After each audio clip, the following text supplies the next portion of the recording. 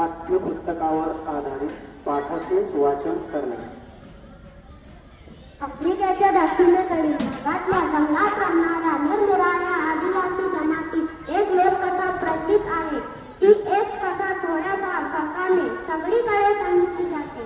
ती लोककथा त्या समाजाच्या जीवनाकडे पाहण्याची दृष्टी कोणावर चांगला प्रकाश टाकते. पाणी पिता पिता त्याला त्या पाण्यात एका सुंदर पक्षाचे प्रतिबिंब पडलेला दिसला. लालसर चोरलेली मोठमोठी पीस आणि मोठी पोट असलेला तो अगदी छोटा चिमणीचा पक्षी होता.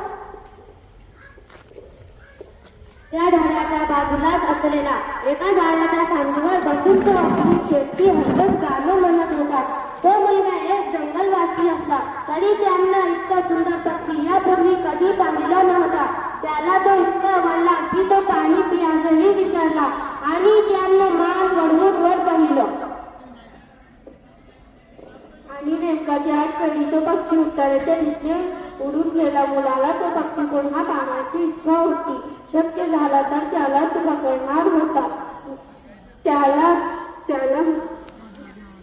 त्याला मोरपंखी पिसावरून अलगदपणे हात फिरवणार होता. त्याला उद्बोधणार होता. तो पक्षी ज्या दिशेने उडाला त्या दिशेने मुलांना चालायला सुरुवात केली. मुलाचं बालपण आणि तारुण्याचा हात संपेपर्यंत तो त्याला भिडत होता. दरवेळी कुणी गावातले लोक त्या पक्ष्याला पाहिल्याची सांगायचे आणि उत्तरेकडे पुढे उडून गेल्याचंही सांगायचे.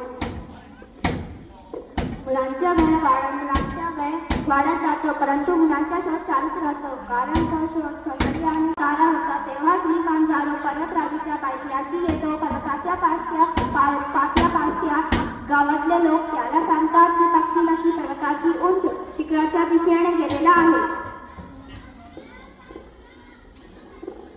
तिकडे तो म्हणे त्यांचा गट करतो. वृद्ध झालेला मुलगा मोठ्या कष्टाने एक पाऊल टाकीत पर्वत चढू लागतो. आपल्या पर्वताची सर्वात दोन वरपास जमलेली शिखरी येतात. तीही तो मोठ्या कष्टाने चढतो आहे पण तरीही त्याला तो पक्षी दिसत नाही.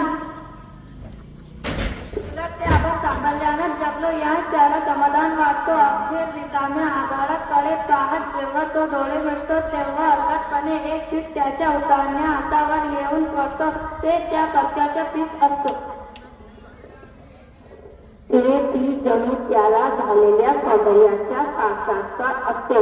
त्या पिसाच्या स्पर्शाने त्याच्या चेहऱ्यावर हास्य फिरत आणि तशा हास्य चेहऱ्याने तो या जगाच्या आकाशाचा निरोप देतो.